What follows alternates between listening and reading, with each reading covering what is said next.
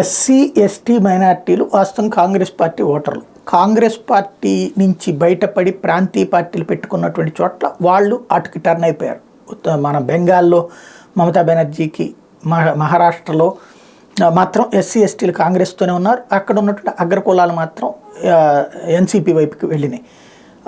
ఇక్కడికి వచ్చేటప్పుడు తెలంగాణలో, ఆంధ్రప్రదేశ్లోకి వచ్చేటప్పటికి ఎస్సీ ఎస్టీ మైనార్టీలు కాంగ్రెస్ నుంచి ఇటు పక్కన వైఎస్ఆర్ కాంగ్రెస్ పార్టీకి వెళ్ళిపోయారు.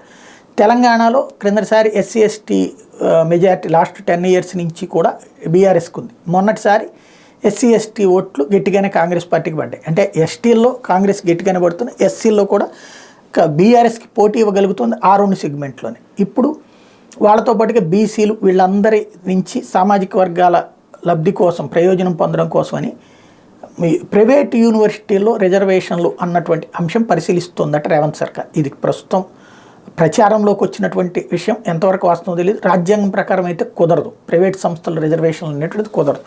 కానీ చేశాం అని చెప్పడానికి అవకాశం ఉంటుంది కాబట్టి తర్వాత వాళ్ళు కోర్టుకు వెళ్ళి కొట్టేయించుకున్న, ఇదిగో మేమైతే మీకోసం చిత్తశుద్ధితో అని చెప్పుకోవడం కోసం చేసేటువంటి అవకాశం ఉంటుంది.